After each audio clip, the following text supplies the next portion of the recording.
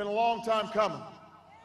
But tonight, because of what we did on this day, in this election, at this defining moment, change has come to America.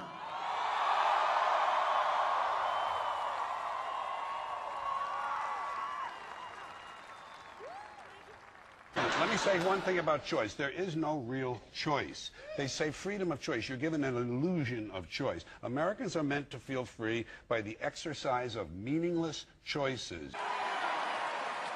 And we will make America great again. And when we do, America will be greater than ever.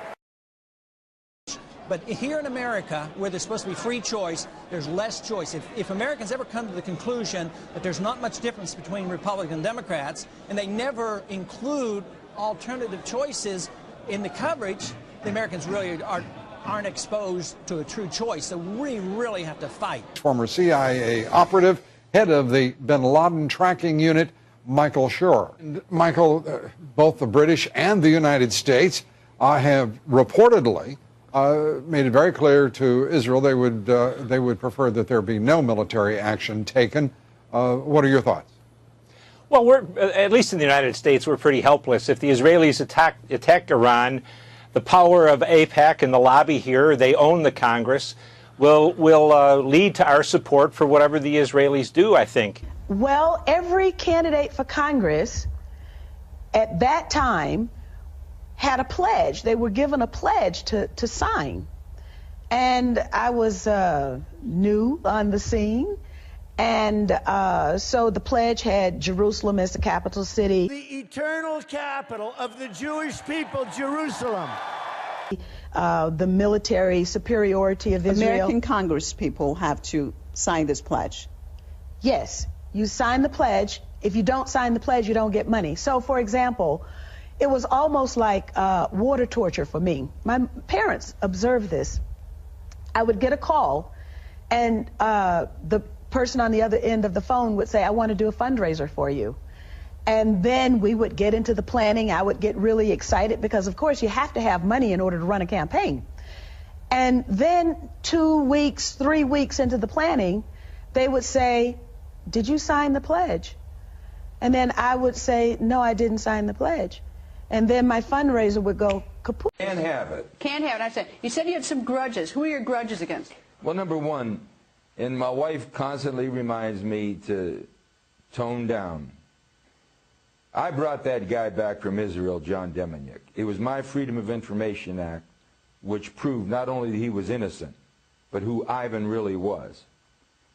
The case was so sensitive, members of Congress would say, Jim, I love you, but please don't involve me.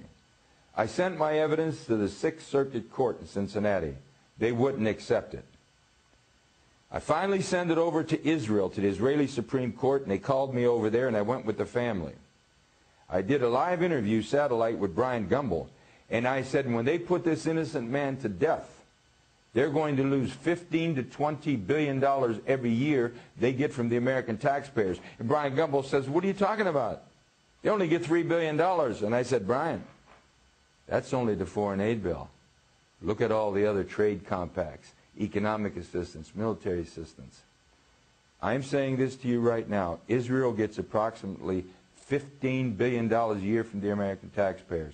That $15 billion is $30,000 for every man, woman, and child. And people in my district are losing their pension benefits. So I was targeted big time. By the Israelis. The Israeli Supreme Court looked at the evidence, could not refute it. And it came from the Justice Department, Greta. And they said, take him home. I brought him home, and he was bombarded ever since. Home to Ohio. Now he's in Germany fighting for his life. Now let me say this. Prosecutor Moskowitz of the OSI Office of the United States Justice Department suborned perjury with Otto Horn. The documents clearly state who Ivan the Terrible was, a man named Ivan Marchenko, not Deminick. And they had to release him. And now they can't live with it. They couldn't live with Jim Traficant, having beaten him in 1983. I was a walking symbol of defiance. And now they have this man in Germany. And if someone doesn't look into this, the American people should be ashamed of themselves. When you allow one American to be violated You threaten the freedoms of every American, and I can't understand this, why no one in Congress is raising their voice. And the reason is very simple. And this may be you don't want to hear, I don't know. And I certainly don't want to hurt you on your show. You have one of the best. You're fair. But I believe that Israel has a powerful stranglehold on the American government. They control both members of the House and the Senate. They have us involved in wars of which we have little or no interest.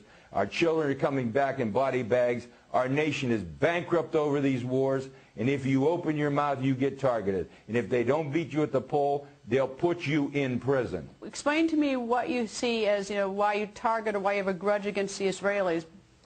The grudge is not necessarily a grudge. It's an objective assessment that no one will have the courage to speak about. They're controlling much of our foreign policy. They're influencing much of our domestic policy. Wolfowitz, as Undersecretary of Defense, manipulated President Bush #2 back into Iraq. They pushed definitely to try and get Bush before he left to move into Iran. We're conducting an expansionist policy of Israel, and everybody's afraid to say it. They control much of the media, they control much of the commerce of the country, and they control powerfully both bodies of the Congress. They own the Congress. Are you an anti-Semite? No, I'm not. That's exactly what they're going to say, and I expect that. What I am is an American. And you see, I think America comes first. And we have a one-sided foreign policy in the Mideast. And we've alienated Arabs who have no way of fighting. So what they've done, and I predicted this on the House floor, is they would export violence to America. And they have. They have no other way to fight. Greta, I'm saying this. America is in danger if America doesn't take back the government without foreign influence.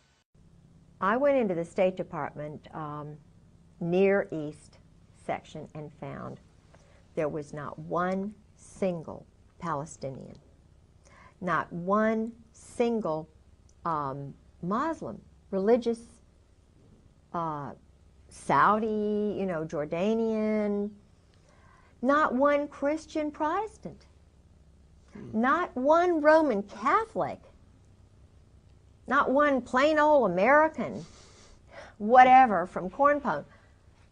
Every single person in all of those offices were either Zionist, Israelis, whatever, and they had pictures all over the wall of Israel, Israel, Israel. They had magazines, Israel Today. I was given a copy of one.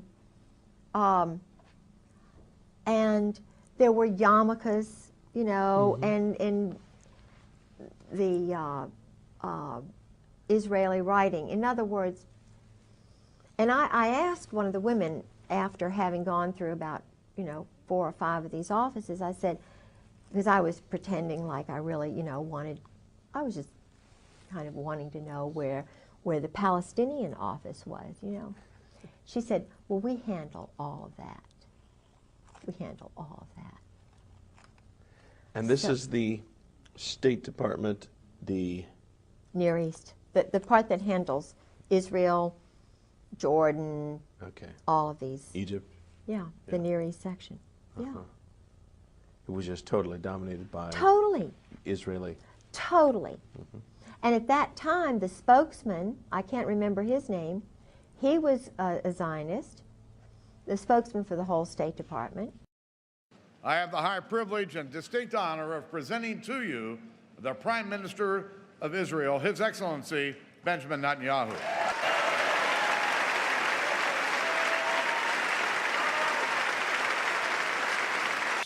The world has gone mad.